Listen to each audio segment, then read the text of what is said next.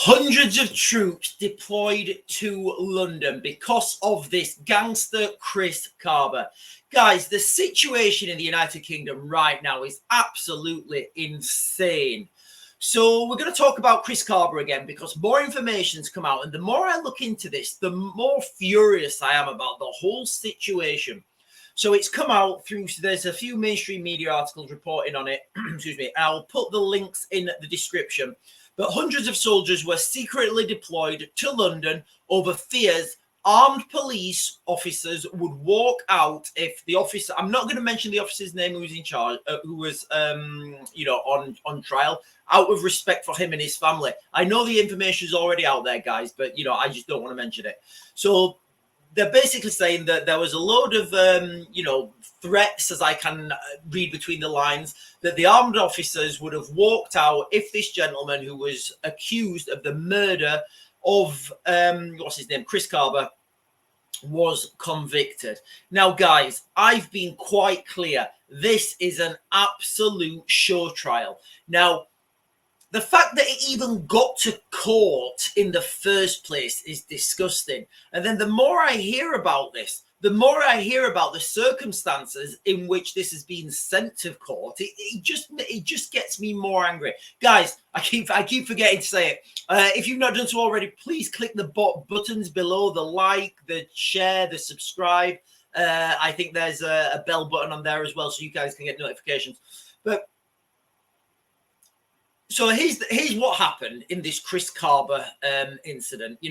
First of all, I did a video yesterday and I showed the actual incident. And from the incident alone, this guy should have never been, this is so much of a clear cut, there is no crime being committed there.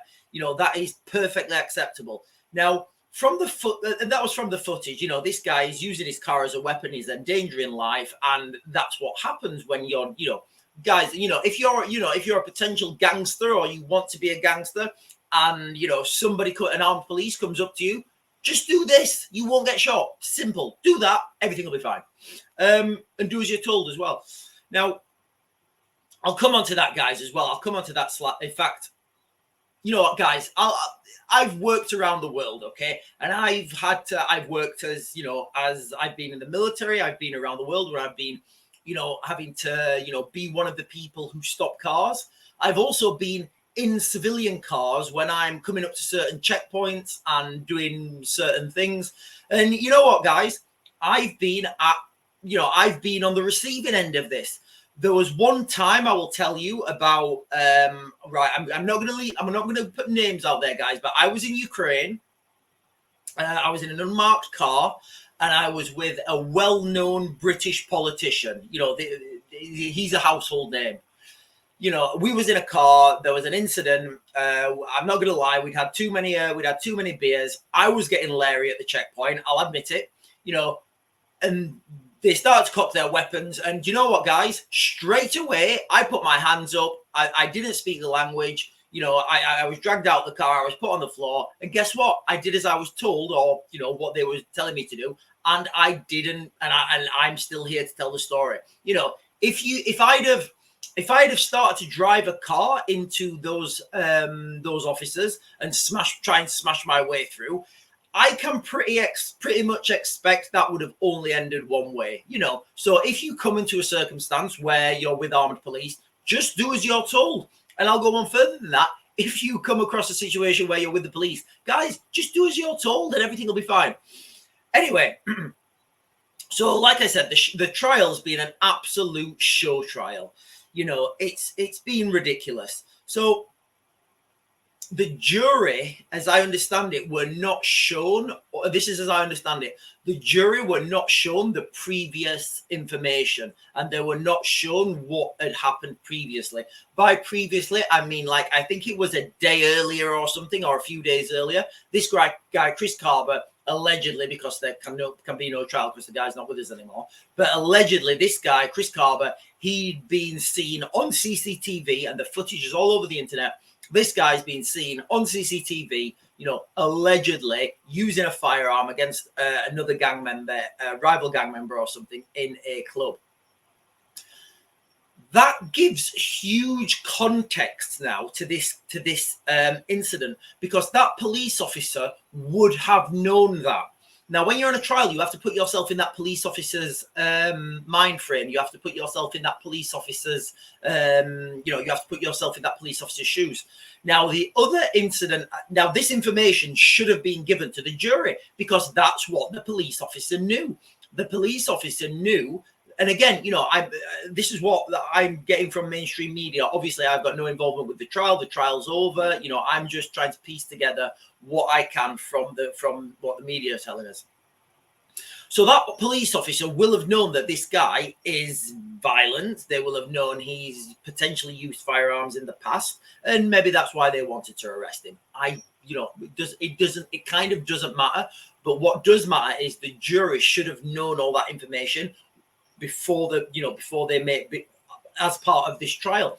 The fact that this information was kept from the jury, it's blatant that they're trying to put this guy down. Can you imagine now, guys? You're a police officer, you're a firearms police officer, and you get sent down for doing your job, what you've been taught to do.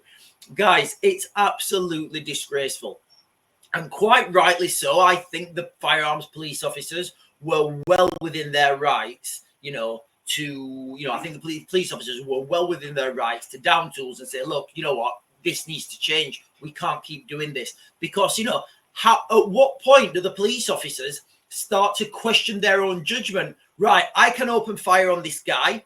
I'll get sent to prison for life. Or should I just let that car kill a few people? Well, guys, when you're in that decision-making process, what are you going to make?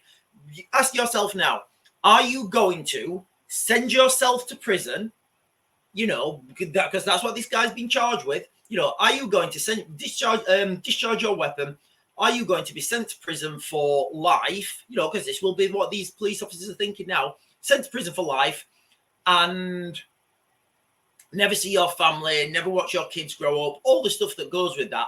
Or are you just going to let a few civilians get crashed into by a car? What are you going to do? When you're making that decision-making process in your brain, are you going to think, right, okay, I can stop this guy, but that means I get sent to prison for life, or I can not stop this guy, I don't get sent to prison, and we just have to deal with some of those families over there? But guys, it's absolutely insane. Our police officers, they need more protection. Now, we need to differentiate between policing, which I'm talking about the rank and file officers on the street, and the politicized policing that happens at the Crown Prosecution Service, at a higher up level where, people dictate policy. I'll bring you on to another incident in America where information was kept from the jury, and the information was kept from the jury rightly so. And I'll compare these two. So in America, there was, and again, guys, I do apologize if I'm getting some of these details slightly wrong, but there was an incident in America where there was a guy called Kyle Rittenhouse who shot, I think he shot several people. There may have been fatalities. I'm not 100% sure, but this guy, Kyle Rittenhouse, he was out. He had his firearm legally, as I understand it, or it may have been. Anyway, he had a firearm. The laws in America are slightly different, so you're allowed to carry firearms in America. Now, there was riots. There was a whole situation, and this guy, Kyle Rittenhouse, shot someone. He shot several people, and I think there was fatalities. But anyway, one of the people who he shot had previous convictions for, I think it was in offenses involving children. Now, there was no way that Kyle Rittenhouse could have known that. There was no way he could have known that.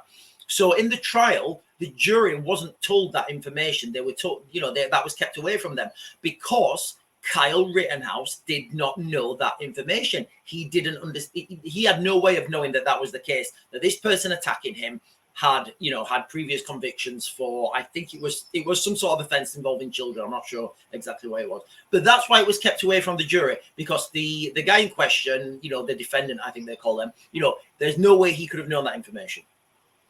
In this trial in the United Kingdom,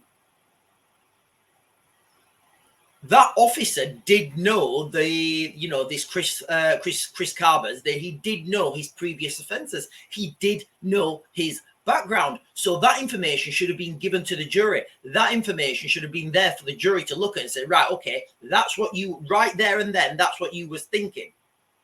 Guys, it's absolutely insane. We need more protection for our police officers. We need you know, this needs to come from the top. So our politicians need to stop flim-flammering, you know, pathetically with their ideologically subverted masters, you know, and they need to start doing the job. And by doing the job, it's letting the people on the ground make decisions and then supporting them when they make those decisions. Otherwise, guys, let's just defund the police and let's just get it over with. Because I can pretty much guarantee when a certain demographic of this country organize together, you know, and start fighting back, there'll be another demographic of this country, you know, who will all of a sudden want to refund the police, and they will want the police back, and they will want these police to protect them. All of a sudden, they'll have a change of heart. Guys, absolutely insane times. Like right now, we are seeing the baby steps towards civil war. And if our armed police come out and they say, guys, look, we're good. We don't want to be armed police anymore. And that's I was genuinely when I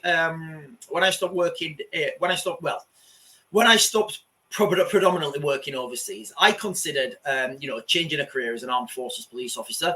I looked at it and I was like, really? I know what, you know, I've been trained a certain way in the military, you know, and my policing skills wouldn't, you know, obviously that'd get trained into me, but you know, you always go to what you know. So you always revert in times of stress. You always revert back to the most fundamental lessons you've had. And usually that's what you've had drilled into you the most. Anyway, and I just thought, you know, guys, it's probably not for me right now. But anyway, guys, that's it. Anyway, guys, yeah, I just wanted to talk about that. I think that's going to be it for Chris Carver, unless anything drastic comes out again. Absolutely insane times. And, you know, and the fact that the military have been secretly deployed into London because of this is absolutely wild, guys. You know, we are living in wild times. Civil War 2.0, whatever you guys want to call it, it's coming. Ideological subversion, World War III, I've got some inside information on the situation in Ukraine, but I'll do another video on that later. Anyway, guys, I'm going to Max a Grid. I'll get you guys another video later.